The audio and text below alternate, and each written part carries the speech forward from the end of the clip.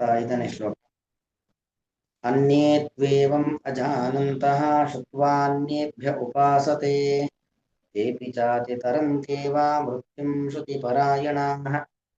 ಅನ್ಯೇ ತು ಏವಂ ಅಜಾನಂತಃ ಶುತ್ವಾ ಅನ್ಯೇಭ್ಯಃ ಉಪಾಸತೆ ತೇ ಅಪಿ ಚ ಅತಿತರಂತಿ ಏವ ಮೃತ್ಯುಂ ಶ್ರುತಿಪರಾಯಣಾಃ.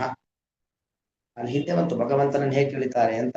ಧ್ಯಾನೇನಾತ್ಮನಿ ಪಶ್ಯಂತಿ ಕೇಚಿದ್ ಆತ್ಮಾನಮಾತ್ಮನ ಎಂಬುದಾಗಿ ಒಂದು ಪ್ರಕಾರವನ್ನ ಹೇಳಿದ್ರು. ಇನ್ನು ಅನ್ಯೇತು ಅಂದ್ರೆ ಯಾರು ಅಲ್ಪರು ಅಂತ ಇರ್ತಾರೋ, ಮಂದಭಾಗ್ಯರು, ಅಲ್ಪ ಬುದ್ಧಿಯವರು, ಅವರ ಬಗ್ಗೆ ಕೃಷ್ಣ ನಿರೂಪಣೆ ಮಾಡ್ತಿದ್ದಾರೆ. ಅನ್ಯೇತು ಏವಂ ಅಜಾನಂತಹ, ದೇವರ ಬಗ್ಗೆ ಏನು ಕೃಷ್ಣ ನಿರೂಪಣೆ ಮಾಡಿದ್ದಾನೆ ಭಗವಂತನ ಬಗ್ಗೆ, ಅದನ್ನ ಸರಿಯಾಗಿ ತಿಳಿಯುವ ಸಾಮರ್ಥ್ಯ ಇಲ್ಲ ಅವರಿಗೆ. ತಿಳಿದುಕೊಳ್ಳುವ ಸಾಮರ್ಥ್ಯ ಇಲ್ಲದೇನೆ ಅನ್ಯೇಭ್ಯ ಶುತ್ವ, ಬೇರೆಯವರಿಂದ ಕೇಳಿಸ್ಕೊಳ್ತಾರೆ. ಅಂದ್ರೆ ಗುರು ಉಪದೇಶಾದಿಗಳ ಮೂಲಕವಾಗಿ ಇತ್ಯಾದಿಗಳಿಂದ ಏನ್ ಮಾಡ್ತಾರೆ, ಈ ತರದಲ್ಲಿ ನೀವು ದೇವರನ್ನು ಉಪಾಸನೆ ಮಾಡಿ ಅಂತ ಯಾವುದೋ ಒಂದು ಮಾರ್ಗದರ್ಶನ ಮಾಡ್ತಾರೆ. ಆ ಮಾರ್ಗದರ್ಶನವನ್ನ ಕೇಳಿಸ್ಕೊಂಡು ಉಪಾಸತೆ, ಒಳ್ಳೆ ಶ್ರದ್ಧೆ ಇಟ್ಕೊಂಡವಾಗಿ ಭಗವಂತನನ್ನ ಏನ್ ಮಾಡ್ತಾರೆ, ಉಪಾಸನೆ ಮಾಡ್ತಾರೆ, ದೇವರ ಸೇವೆ ಮಾಡ್ತಾರೆ, ಧ್ಯಾನ ಮಾಡ್ತಾರೆ. ಅಂದ್ರೆ ದೇವರು ಹೇಳಿದ ಅಷ್ಟೂ ವಿಚಾರಗಳನ್ನ ತಮ್ಮಲ್ಲಿ ಅಳವಡಿಸಿಕೊಳ್ಳುವಂತಹ ಶಕ್ತಿ ಇಲ್ಲದವರು ಏನ್ ಮಾಡ್ತಾರೆ, ಯಾವುದೋ ಒಂದೆರಡು ವಿಚಾರಗಳನ್ನ ಗುರು ಹಿರಿಯರಿಂದ ಕೇಳಿ ತಿಳಿದುಕೊಂಡು ಶುತ್ವ ಉಪಾಸತೆ, ಉಪಾಸನೆಯನ್ನು ಮಾಡಿ ಶ್ರದ್ಧೆಯಿಂದ ಅದನ್ನು ನಂಬಿ ಅದನ್ನು ಪರಿಪಾಲಿಸ್ತಾರೆ.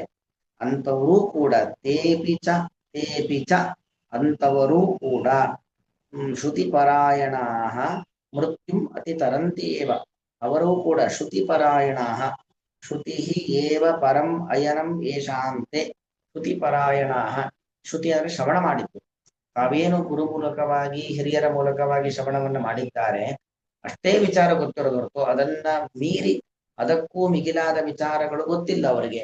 ಆದರೆ ಅಷ್ಟನ್ನೇ ಅದ್ರ ಬಗ್ಗೆನೇ ಗಟ್ಟಿಯಾದ ನಂಬಿಕೆಯನ್ನ ಇಟ್ಟು ಅದನ್ನೇ ಚೆನ್ನಾಗಿ ಉಪಾಸನೆಯನ್ನ ಮಾಡಿ ದೇವರ ಅನುಗ್ರಹವನ್ನ ಪಡಿತಾರೆ, ಈ ಮೃತ್ಯು ಸಂಸಾರವನ್ನ ದಾಟ್ತಾರೆ. ತೇಬಿಚ ಅತಿ ತರಂತ್ಯೇವ ಮೃತ್ಯುಂ, ಮರಣವನ್ನ ದಾಟ್ತಾರೆ. ಸಾವನ್ನ ಗೆಲ್ಲೋದು ಅಂದ್ರೆ ಮೋಕ್ಷಕ್ಕೆ ಹೋಗೋದು ಅಂದ್ರೆ, ಯಾಕೆ ಸಾವನ್ನ ಗೆಲ್ಲಿಕ್ಕೆ ಯಾರಿಗೂ ಸಾಧ್ಯವೇ ಇಲ್ಲ. ಈ ಪಾಂಚಭೌತಿಕವಾದ ಶರೀರ ಬಂತು ಅಂದ್ರೆ ಸಾಯಲೇಬೇಕು. ಆದರೆ ಹುಟ್ಟು ಸಾವುಗಳ ನಿರಂತರವಾದ ಚಕ್ರ ಏನಿದೆ, ಆ ಚಕ್ರದಿಂದ ಹೊರಬಂದು ಮೋಕ್ಷದ ಕಡೆಗೆ ಹೋಗ್ತಾರೆ. ಅಂದ್ರೆ ಒಟ್ಟು ಅಭಿಪ್ರಾಯ ಇಷ್ಟು, ಕೃಷ್ಣ ಇಲ್ಲಿ ಅನೇಕ ವಿಚಾರಗಳನ್ನ ಜ್ಞಾನ ಜ್ಞೇಯ ಇವುಗಳ ಬಗ್ಗೆ ಇಷ್ಟೆಲ್ಲವನ್ನು ಮಾಡಿಕೊಳ್ಳಿಕ್ಕೆ ಅವಕಾಶ ಇಲ್ಲವೋ, ಅಥವಾ ಗೀತೆಯಲ್ಲೇ ಸಾಕಷ್ಟು ವಿಚಾರಗಳನ್ನು ಭಗವಂತ ಅಲ್ಲಲ್ಲೇ ಹೇಳ್ತಾ ಬಂದಿದ್ದಾನೆ, ಅದೆಲ್ಲವನ್ನು ತಿಳಿದುಕೊಳ್ಳುವ ಸಾಮರ್ಥ್ಯ ಕೆಲವರಿಗಿಲ್ಲ. ಅನ್ಯೇಭ್ಯ ಶುತ್ಯ, ಬೇರೆ ಗುರುಗಳಿಂದ ಏನ್ ಮಾಡ್ತಾರೆ, ಇದು ಸಾಕ್ಷಾತ್ ಕೃಷ್ಣನೇ ಹೇಳಿದ್ದು. ಆ ಕೃಷ್ಣ ಹೇಳಿದ್ದನ್ನ ಓದಿ ತಿಳ್ಕೊಂಡವ್ರು ಬೇಕಾದಷ್ಟು ಜನ ಇರ್ತಾರಲ್ವಾ, ಅವರಿಂದ ಅಲ್ಪ ಸ್ವಲ್ಪ ಕೇಳಿ ತಿಳಿದುಕೊಂಡು ಚೆನ್ನಾಗಿ ತುಂಬಾ ಭಕ್ತಿ ಇರೋರಿಂದಾಗಿ ಕೇಳಿ ತಿಳಿದುಕೊಂಡು ತಮಗೆಷ್ಟು ಜೀವನದಲ್ಲಿ ಅಳವಡಿಸಿಕೊಳ್ಳಿಕ್ಕೆ ಸಾಧ್ಯ, ತಾವೆಷ್ಟು ಅನುಸಂಧಾನ ಮಾಡ್ಲಿಕ್ಕೆ ಸಾಧ್ಯ, ಅದನ್ನು ಬಹಳ ಭಕ್ತಿ ಶ್ರದ್ಧೆಯಿಂದಾಗಿ ಏನ್ ಮಾಡ್ತಾರೆ, ಉಪಾಸನೆ ಮಾಡ್ತಾರೆ, ಧ್ಯಾನ ಮಾಡ್ತಾರೆ, ಅನುಷ್ಠಾನವನ್ನ ಮಾಡ್ತಾರೆ. ಅಂತವರು ಕೂಡ ಮೃತ್ಯುಂ ಅತಿ ತರಂತಿ, ಸಾವನ್ನ ದಾಟಿ ನಿಲ್ಲುತ್ತಾರೆ, ಸಾವನ್ನ ಗೆಲ್ತಾರೆ ಎಂದ ಅರ್ಥ ಏನು, ಮೋಕ್ಷದ ಕಡೆಗೆ ಹೋಗುತ್ತಾರೆ ಅಂತ ಅರ್ಥ. ಅನ್ಯೇತು ಮಂದಾಧಿಕಾರಿ, ಬೇರೆಯವರು ಯಾರು ಮಂದಾಧಿಕಾರಿಗಳಾದರೂ, ಅನ್ಯೇಭ್ಯ ಬೇರೆ ಕೆಲವು ಗುರು ಹಿರಿಯರಿಂದಾಗಿ, ಶುತ್ವ ಭಗವಂತನ ಮಹಿಮೆಗಳನ್ನು ಶ್ರವಣ ಮಾಡಿ, ಉಪಾಸತೆ ಭಗವಂತನ ಉಪಾಸನೆಯನ್ನ ಧ್ಯಾನವನ್ನ ಮಾಡುತ್ತಾರೆ. ತೇ ಅಪಿಚ ಅಂತವರು ಕೂಡ ಶ್ರುತಿಪರಾಯಣ, ಶ್ರುತಿ ಅಂದ್ರೆ ತಾವು ಇಷ್ಟು ವರ್ಷ ಜೀವನದಲ್ಲಿ ಕೇಳಿದ್ದು ಆ ವಿಚಾರವನ್ನೇ ಮುಖ್ಯ ಎಂಬುದಾಗಿ ತಿಳಿದವರಾಗಿ, ಪರಾಯಣ ಅದೇ ನಮಗೆ ಅತ್ಯಂತ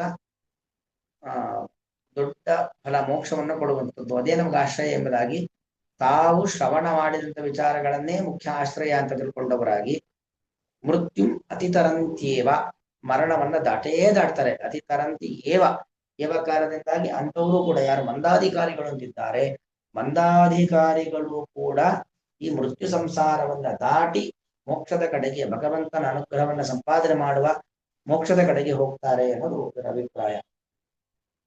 ಅನ್ಯೇತು ಬೇರೆಯವರಾದರೂ ಅದ ಅರ್ಥ ಹೇಳಿದಲ್ವ. ಅನ್ಯೇತೇವಂ ಅಜಾನಂತಹ ಶುತ್ವಾನ್ಯೇಭ್ಯ ಉಪಾಸತೆ तेऽपि चातितरन्ति वा मृत्युं श्रुतिपरायणाः श्रीकृष्णार्पणमस्तु।